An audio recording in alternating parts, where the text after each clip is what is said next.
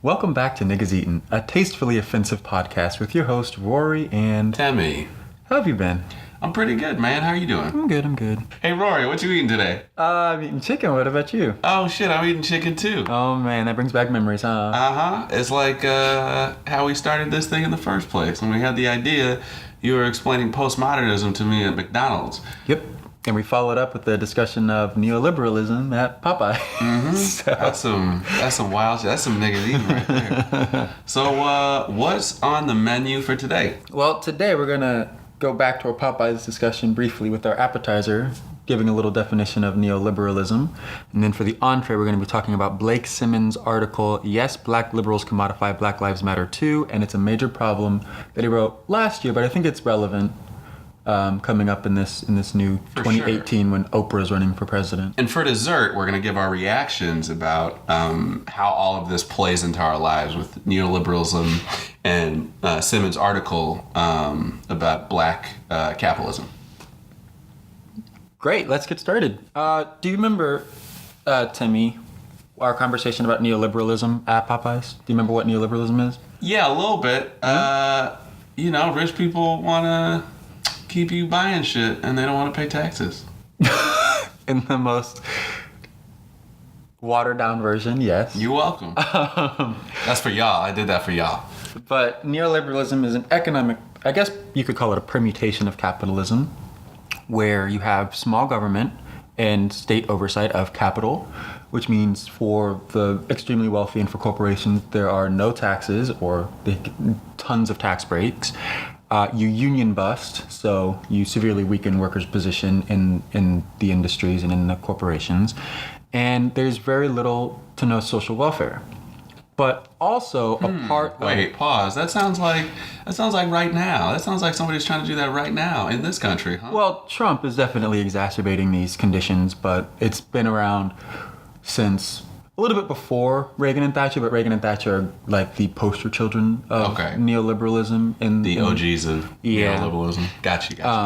So Trump ain't the first. No, he's not the first, definitely not.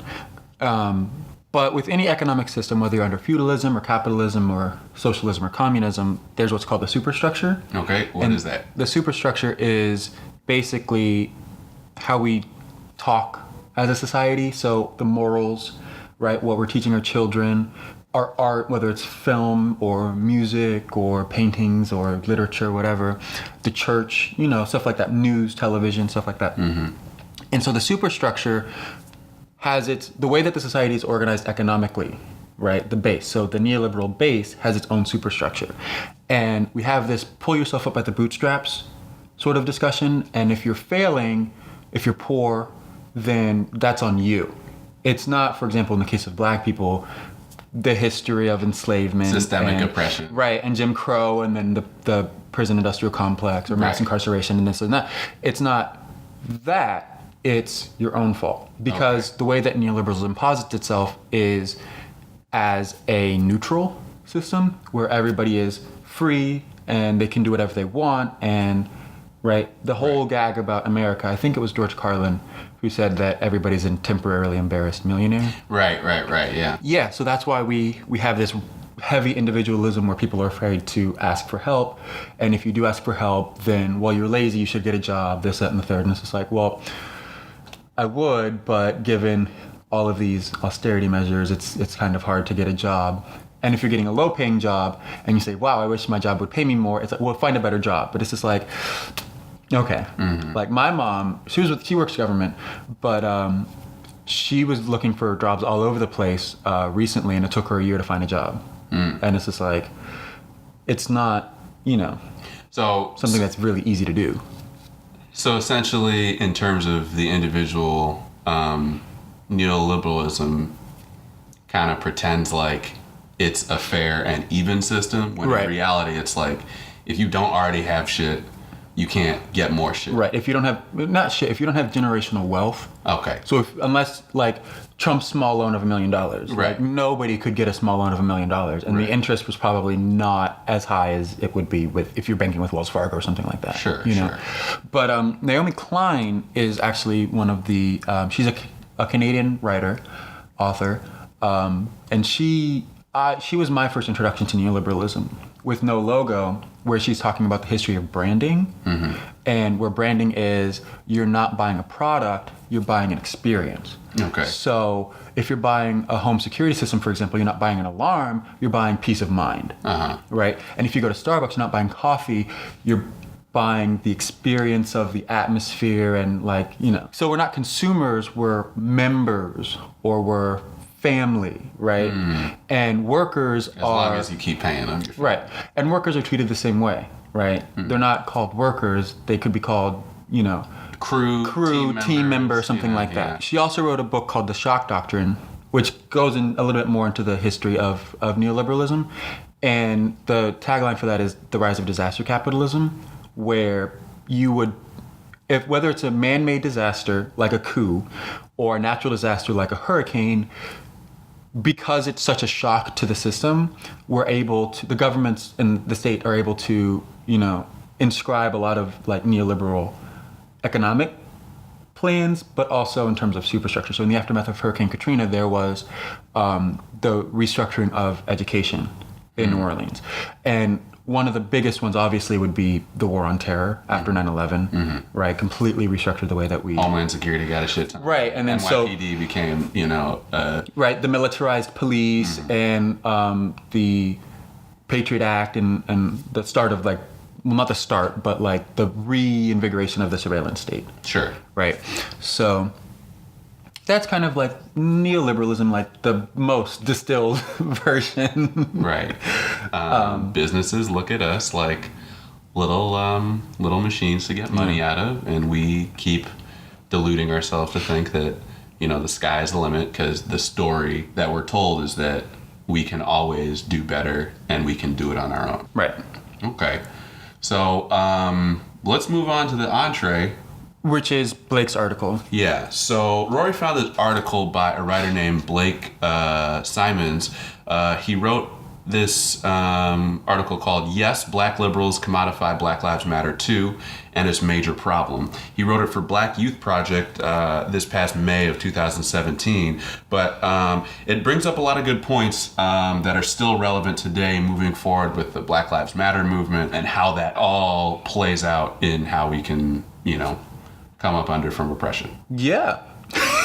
I will say that I didn't find the article. One of my friends, Apexa, showed it to me. All right. Shout outs to Apexa. You know, got to give credit where credit's due. Absolutely. So he has a quote from the article, Blake, that says, "While it's been working class black folks who have laid the foundation for the movement of black lives, black neoliberals are weaponizing their blackness through identity politics, usually single issue politics, which uses their black identity as an excuse for exploitative capitalistic behaviors. It's important that we critique black neoliberalism, a system which seeks to commodify blackness, especially black pain." And he later goes on to call this capitalism with a black face. And I think that's the central tenet to his article about how in the article he's using the Bank Black movement, and how because we're in this uprising of blackness, we have to protect ourselves from the police and from random white supremacist violence, you know, economic exploitation, the prison system, and all of this.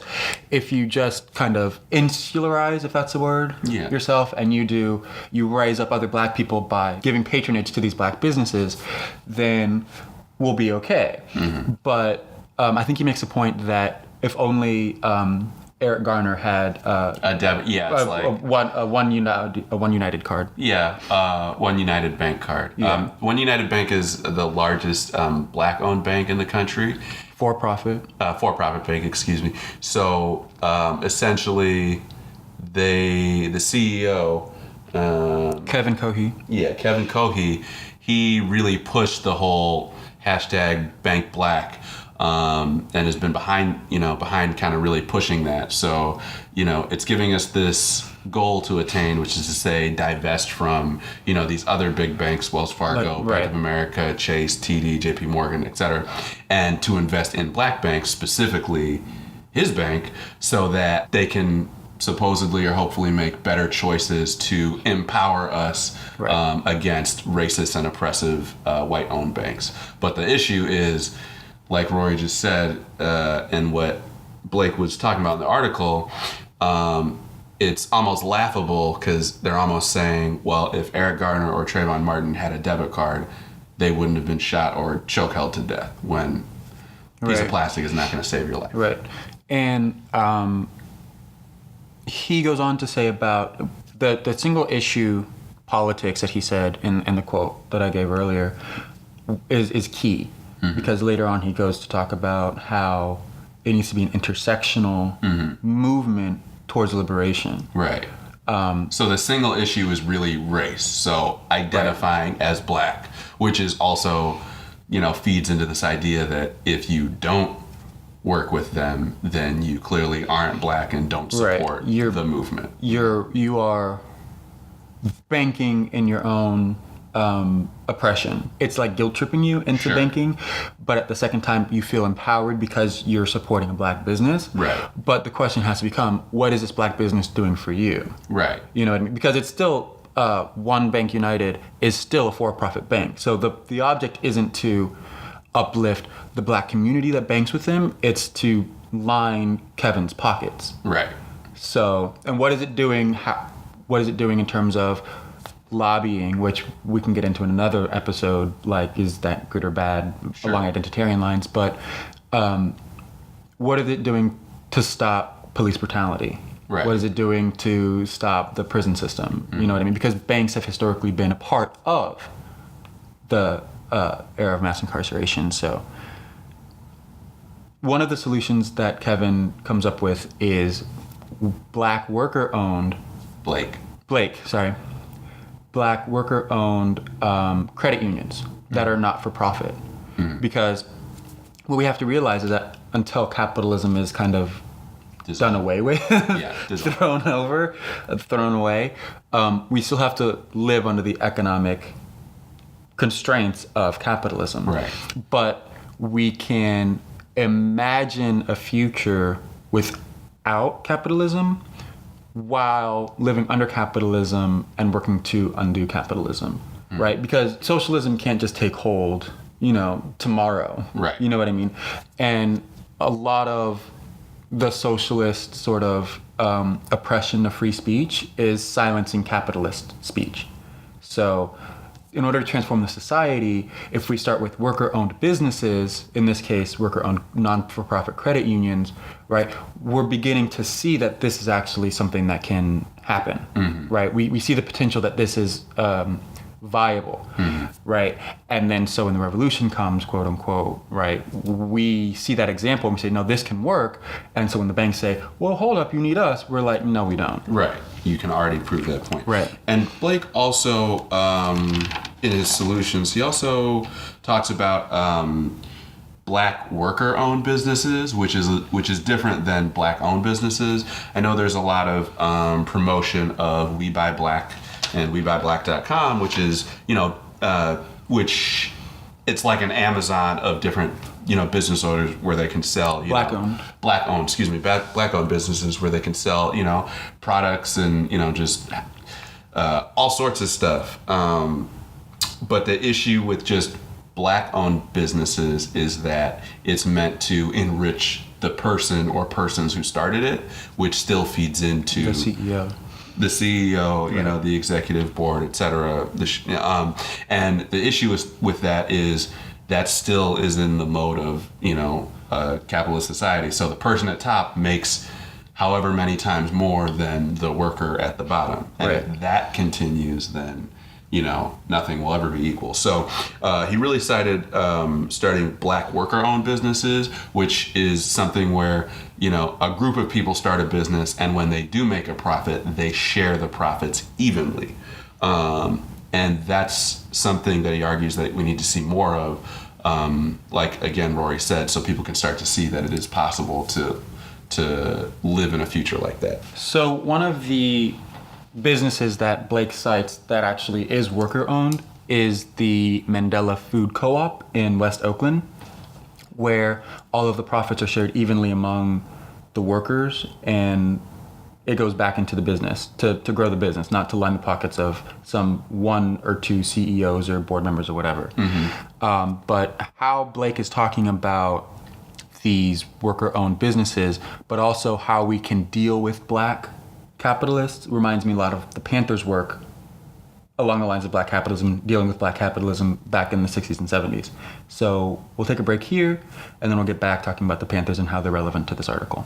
And we're back. Rory, what are we talking about next? So we're still talking about Blake's article about black neoliberals co-opting Black Lives Matter, but I'm reminded of a lot of what he's saying and what the Black Panthers were doing in the 60s and 70s.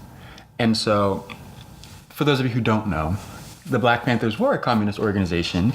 They were particularly aligned with Maoism. Are you sure they didn't just wear cool leather jackets? I'm pretty sure. All right. I'm just playing. All right. But no, a lot of people don't actually know that the Panthers were Maoists or communists. Okay. And they did some really hardcore shit. Like, they were going to send actual Black Panthers to Vietnam to fight with the Viet Cong against the invading American imperialist army. Word? Yeah. Wow. And actually, David Hilliard was on, you can find this on the California TV archive, some California TV archive, news archive. And it's David Hilliard explaining a negotiation that the Panthers and the Viet Cong did with the United States government to release Huey Newton for the Viet Cong to release a whole, I think it was a battalion of American POWs.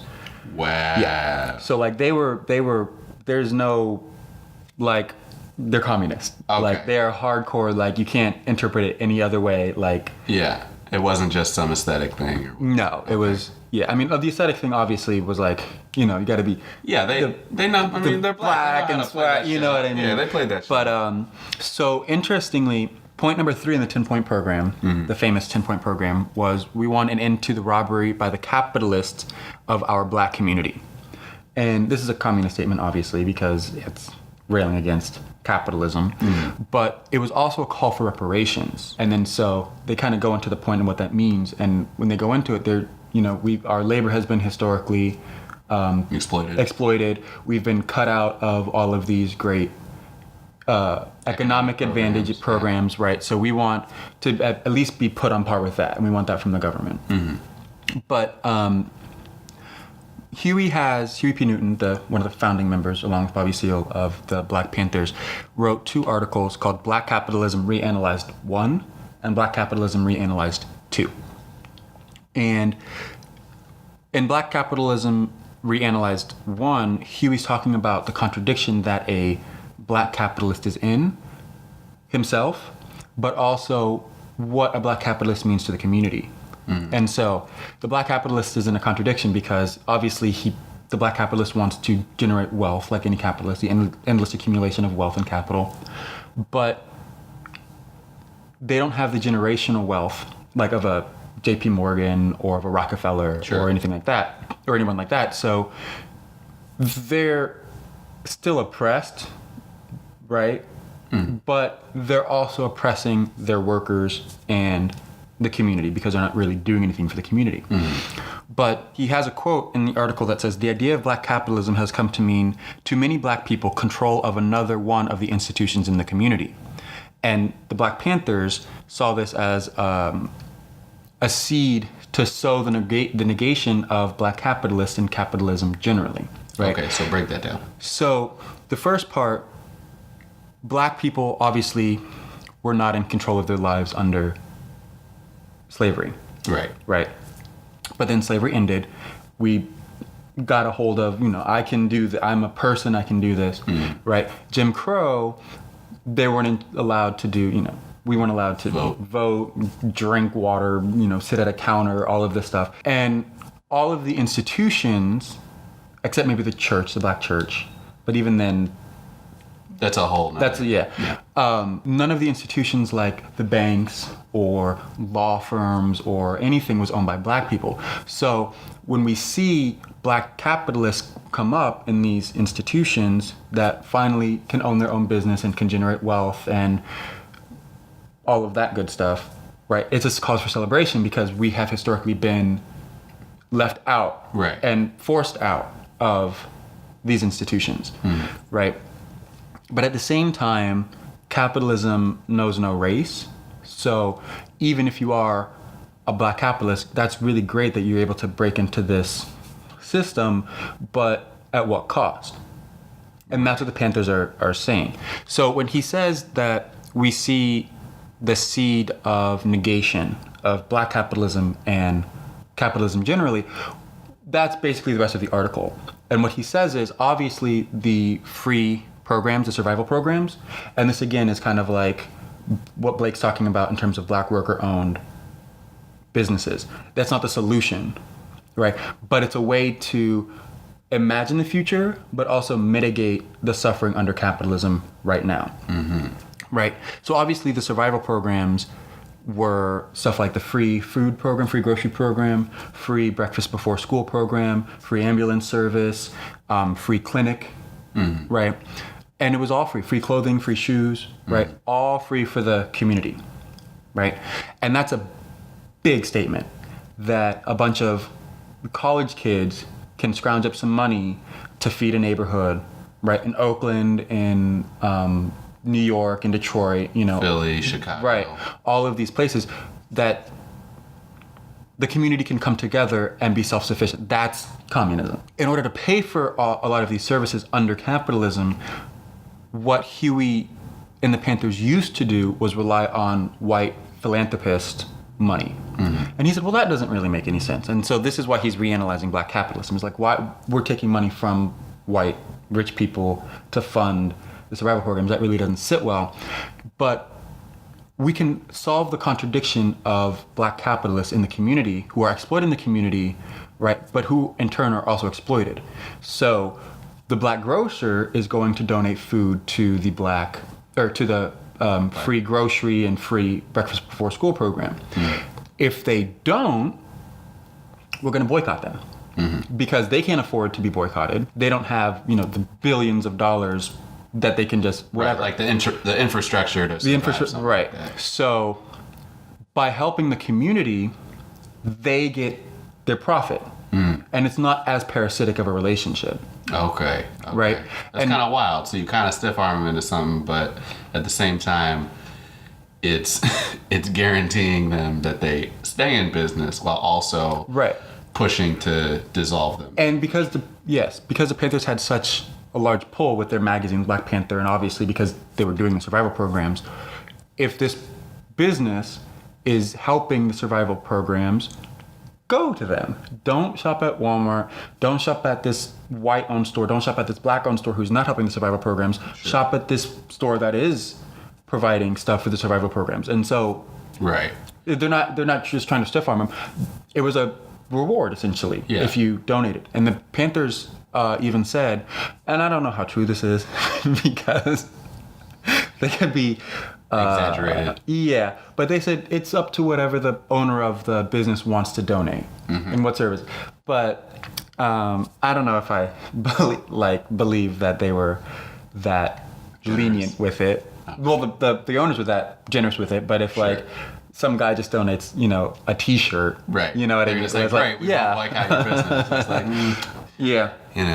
But Huey goes on to say that, and this is a quote, by increasing the positive qualities of the black capitalist, we may also be able to bring about a non-antagonistic solution to his contradiction within the community, while at the same time heightening the oppressed community's contradiction within the large corporate capitalist structure.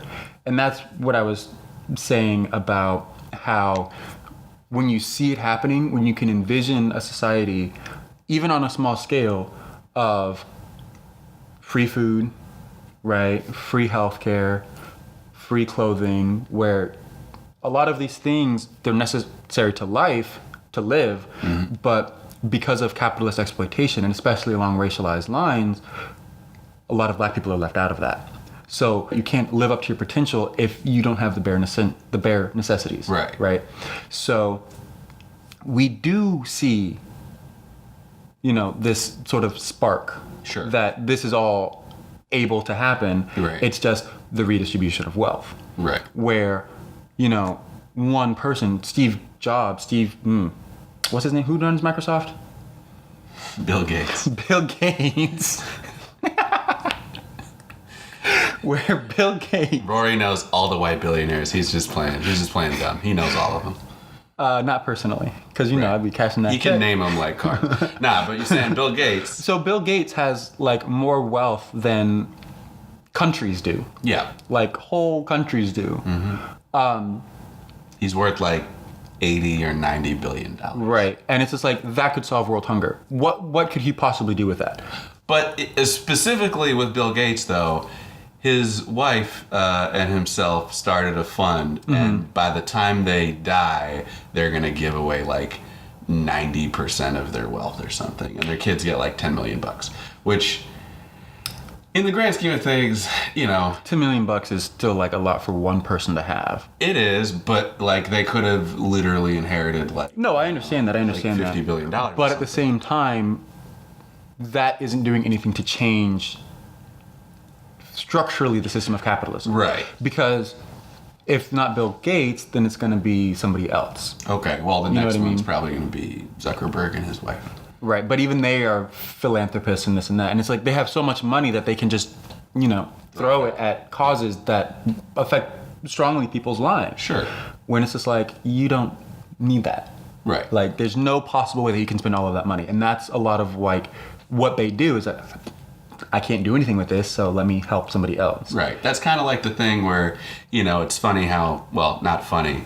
It's wild to think that there's homelessness and people who go without food in America, not even talking about the rest of the world, just in America, when, you know what, right across the street is a giant with just a shit ton of food. Right. And You know? they have to throw it out at the end of the day. And people are building apartments in downtown DC and Silver Spring, and nobody's going to live in them. Somebody halfway around the world owns them and is just going to sit on them as assets and property. Not that they're going to live there, and yet there's people right outside Gallery Place who are cold and hungry and don't have a place to stay. And I saw an article. I don't think I didn't read it actually, but there was a man somewhere in America who was letting the homeless into his house, and the police told him to stop. Huh. And there's all these rollouts. I know in Miami, Food Not Bombs, it's a group that feeds the homeless. They are always accosted by the police. You can't feed the homeless. And in a lot of metropolitan areas, they have these new benches that have spikes in them that come up at a certain time. So like at 9 p.m. the spikes come up, and then at 7 a.m. they go down or whatever. So you can't sleep there. Under underpasses they're putting spikes, and a lot of there's this new architectural type where it's just like you can't sit on it or sleep. Like it's designed in such a way that a homeless person can't, take shelter there. Yeah. Which is absolutely It's like mind-boggling. crazy, like, and cruel and disgusting. Right. But back to the Black Panthers. Huey ends Black Capitalism Reanalyzed #1 with this quote: "In a way, our new position has the simplicity and completeness of a mathematical formula. When the Black capitalist contributes to the survival programs and makes a contribution to the community will give him their support and thus strengthen his business. If he does not make the contribution to the survival program of the community, the people will not support him, and his enterprise will wither away because of his own negligence. By supporting the community, however, he will be helping to build the political machine which will eventually negate his exploitation of the community, but also negate his being exploited by and victimized by corporate capitalism." And that's kind of like a summary of everything that we've been talking about. But So get with the program or fuck off. Right. In Black Capitalism Analyzed #2, they kind of put this to the test. And it was a fairly well-known case. So, again, the San Francisco Bay Television Archive is what it's called. I'm 100% sure. But it was the Mayfair market boycott, which was a grocer. And so he's talking about that whole fiasco that happened. And Huey states in Reanalyze #2, "We don't want Black businesses to go out of business, which is why they and no one else must decide what they're capable of contributing to the social programs," which we talked about earlier. But if they go out of... That's funny. That's a really good subliminal. It's like, we're not telling you what you have to deliver, but I mean, if you want to stay in business, like, well, you're only shot, buddy. Right, but at the same time, this is back to the quote, if they go out of business, they can't help the Black community. So if the Black grocer goes out of business, they can't support the free food program. But if they refuse to help the Black community, they are parasites that must be forced out of business through economic boycott. And that is like... It's just a headshot right there. Right, because, and this is, again, the Black Panthers trying to reconcile the Black capitalists' position in the community, right, but also how to fund their survival programs, which are obviously necessary and essential. And he ends it with, why should the Black community nourish a Black profiteer who has no concern for their brotherhood? Uh-huh. Right, so...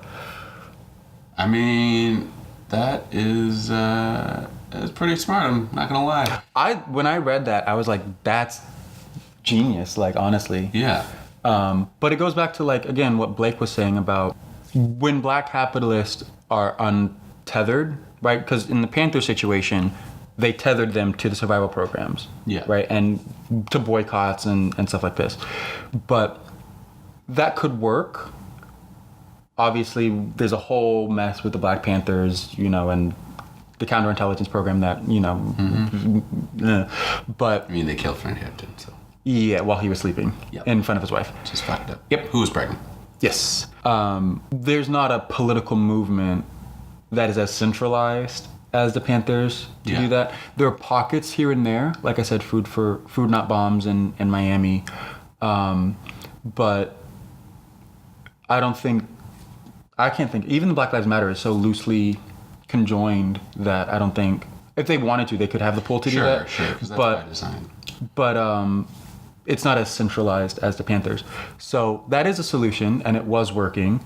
But also I think Blake's solution is actually genius too, of Black worker-owned stores and other businesses, because again, it's that we can see this happening, and that's one of the big issues about, well, how can we organize a society like communism, because I'm owed this and blah, blah, blah, blah, blah. When we see how co-ops work, either in terms of like a community, like a whole community of cooperating, you know, growing food and, you know, doing tasks and labor, you know, together, sharing whatever profits, in terms of co-ops and like stores and stuff like that. You know, it points to how society could be, as opposed to just one person in charge of this thing lining their pockets with everything. Sure. Essentially. A great example is Michael Jordan. No, it's true. Like, you know, amazing, stellar athlete, basketball player, not a great baseball player, and an avid golfer and gambler. He's a billionaire. Yep. And he made billions of dollars off his deals with Nike making shoes, you know, the Air Jordans. And through all of that, I mean, when those came out, people literally got shot and killed over those shoes. And now we're at this point where it's 20 plus years later, they're still selling, you know, they go upwards of $200, $250, you know, on opening day and whatnot. Which is crazy for a shoe. Which is crazy. And we look up to Michael like, look, he did it, man. You know, he made all this money. He's doing great. He helps the community. And yet when it comes to something like the Black Lives Matter movement, he doesn't say anything. And then when he finally does, it was more or less a wishy-washy statement that said, we should let the police do their job, and I'm sure things will work out. Because that's his class interest. His class interest isn't, and this is something that, because obviously after the Golden Globes Oprah speech, I thought it was a joke that people were saying Oprah 2020. Okay. But apparently people were like... Oh, they're serious. We're serious. And it's just like, you guys just made fun of a TV personality with no political experience running for president, Donald Trump. And then you go around and say, we want this TV personality with no Rory, political... this is different. Right, but she's Oprah. The thing is that her class interest is more in line with Donald Trump than it is with you and me sitting on our couch. Sure. You know what I mean? So she has more... To protect her interest in terms of wealth, that's more important to her than Time's Up or Black Lives Matter. So even if, like, she did have that beautiful speech about Time's Up, you know, and I don't know her thoughts on Black Lives Matter, but I don't either. The logical conclusion of both of those, Time's Up and Black Lives Matter, is the end of capitalism. And it can only be the end of capitalism because we live in a society that is structured upon exploitation, right? Whether it's sexual exploitation in the workplace, going way back to sexual exploitation of the slaves, right? And Black Lives Mattering, obviously being about police brutality, but so much more in terms of they loop in prison systems and Right. and economic issues. Black lives won't matter under capitalism, right? Right. And so she can speak service to these things, but it's in like you're saying, a neoliberal way, right? Which is to say, as long as it doesn't As long as it doesn't disrupt her financial gains. or more than financial gains, the structure in which allowed her to have those gains, right? And that's the key. Is when we talk about like even Jay-Z in Family Feud is just like something about, as long as a billionaire is the same hue as you, does it really matter? Right. And it's like, yes, because nobody should have that much money. But Rory, what's better than one black billionaire? Two. Yo. When Beyonce's in the video and she doing that stupid two. Yo. No, but I mean, I guess all that goes back to say that it's like, right, nobody does need that much money, but it also, and this is the other part of neoliberalism that I'm starting to understand, which is, I guess, the myth or the story you tell people to support that system. That so superstructure, the superstructure you're yes. talking about, which is to say, look, we see this guy or this woman, in this case, right. Jay-Z, from the streets, Oprah, and now or he's Michael Jordan, and we see them and say they came from a place that might not look too dissimilar from my place that I came from, right? And they made it all the way there. I want to make it because look at all the financial wealth you have, the clout you have. People respect you. They look up to you. Like Oprah goes by Oprah. Like she just goes by her first name. Everybody knows who the fuck you're talking about. Beyonce too. Beyonce can go by Beyonce. Everybody knows who she's talking about. Jordans. You just say Jordan. Nobody's asking. Knows. Jay-Z. Not even his. You can say Hove. Hove, exactly. Jigga, Hove, to God. But yeah, so all of those things, it's like, it's even the fact that the story, we still hold these people up in such high esteem, which as people, sure, that's fine, as black people, sure, that's fine. Because again, or to put all our faith in them to champion the downtrodden or the normal person, to say that they will fight and save them is wrong, because it won't happen. And again, B and J, they donate a lot to defense funds for black activists. They do. They've done food lines and all of these great philanthropical in Houston after Hurricane Harvey. Great philanthropical endeavors. But the thing is, we shouldn't be in a society where we're at the whim of the kindness of billionaires. Where if they didn't decide that the Black Lives Matter activists deserve to be, bailed out or whatever, that they would be in jail. And it would have to be the community coming together. You know what I mean? And that's so key, is that like a lot of our lives are in the balance of the whims of a select few people. And that is scary, right? And people want to talk about like communism is so totalitarian, but it's just like, did you see what happened with the tax bill? Did you see what happened with the FCC? Like, it's just like, we might not call it might not be, some Stalin figure, right? But it's even scarier because we don't know who these people are. Like, I mean, we can say the Koch brothers and we can say, Trump or whatever. So we can give face to some of them, but we don't even know like how influential they are, because they have so much money and they can pay this person to pay this person to pay this person to influence this person that we don't. You know what I mean? Connect the dots. And that can perpetuate and continue as long as that system is held up. Exactly. So, as we like keep talking more and more about this, I feel that I'm better understanding these things, and they're great points. And, when you hear about it, you get all jazzed up like, oh shit, like, I want to take down the system. I want to do things different. But then you realize you got to pay your bills to eat and live in a home, so that you don't end up on the street homeless and hungry. And that's intentionally designed. The way in which we're paid so little, but rent is so expensive and food is so expensive and transportation to work is expensive, forcing you into this thing where even if you want to break free, you have to be complicit. Does that make sense? And obviously, there are activists. This is a huge activist struggle in terms of, I'm going to be an activist, I'm going to do this, which is why it's so inspiring is because they do have to juggle. Right. And I'm not talking about like career activists Yeah. who like get paid like They go on TV and whatnot. right, like DeRay McKesson. Blake also called out Van Jones, the Yeah. CNN correspondent, Right. who signed a management deal with Rock Nation as an activist. Which And it was right. like, why do you need a deal Exactly. to be an activist? Like, So it is hard, but it's intentionally designed to be hard so that even if you want to change or be a part of a movement that is changing, you still have to, I have to feed myself.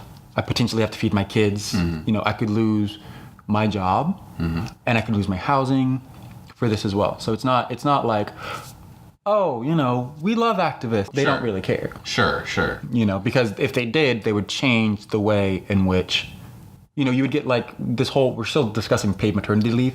You would get paid activist leave. I feel strongly about the police, so I'm going to, you know, go to this protest with the police and I should have job security. Or, and this is the thing with unions as well, like, which is why neoliberalism and capitalism generally is just so against unions, is because the unions have so much strength. So if there's a walkout, there's no unions and you all walk out, that's fine. There's so many people who are jobless. All of you guys are fired. We're going to hire these people and we're going to pay these people less than you. Because they want it even more. Because they're desperate, right? And they probably don't have as much time on the job as you, so they don't have to pay you. They don't have to pay these For new experience. people for experience and stuff like that. And then you guys are left three sheets to the wind. Right. That's a great place to take a break. Yep. And we'll come back with the dessert. And we're back. Rory, what are we talking about for dessert?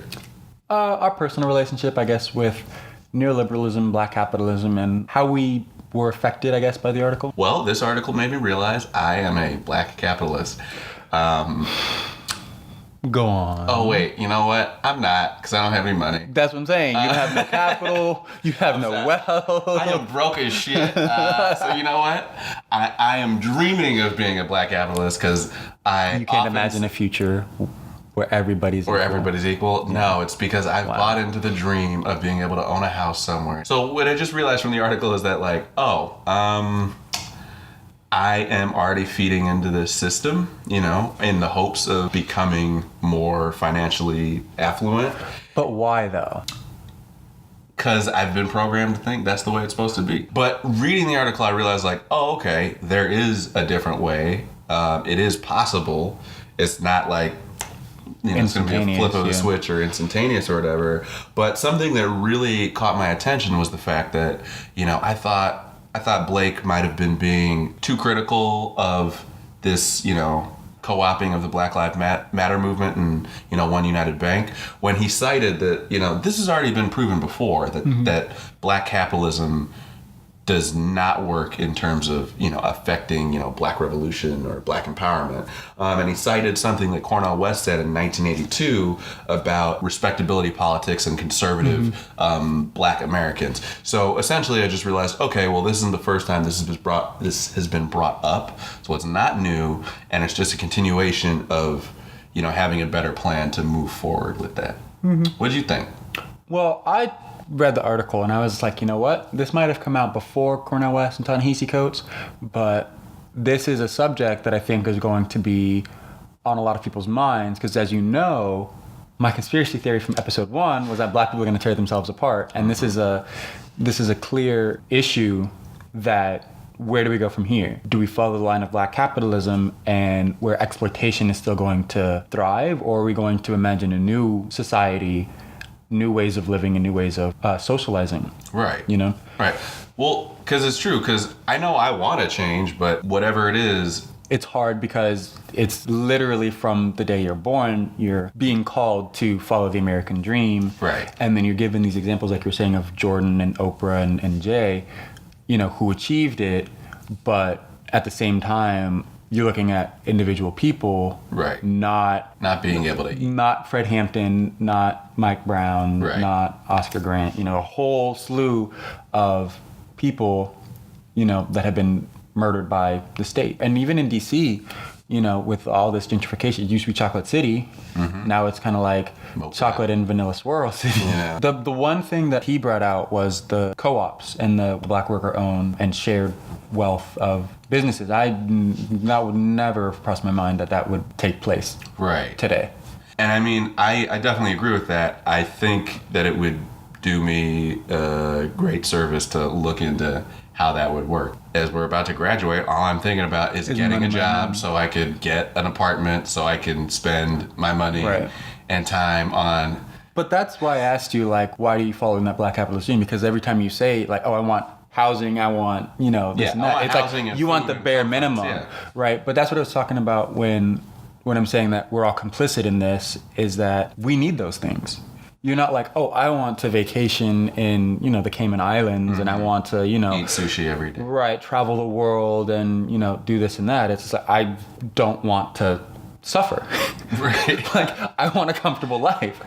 And capitalism might grant you a comfortable life if you're lucky. So you might make it, you know, not you specifically, but in general, you might make it under capitalism at the expense of other people. Right. And you're not helping anybody in terms of a wide scale thing. I want to look into this more, and I say that about a lot of things, but I do want to look into, you know, how to actually start something like a co-op, or thinking about my own individual plight and the mass plight. So I think that about wraps up this episode of Niggas Eatin. Yep. You can follow us still on SoundCloud. We're trying to get all the platforms together. You know, we just decided to do this one day, and it's slow build process.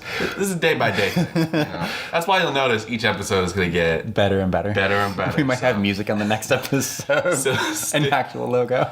So stick with us. Thank you for listening. We'll catch you later. Hold up. Where can we find you online, Temi? Oh, you can find me on Instagram at itzebra11 and on Twitter at itzebra, itzebra.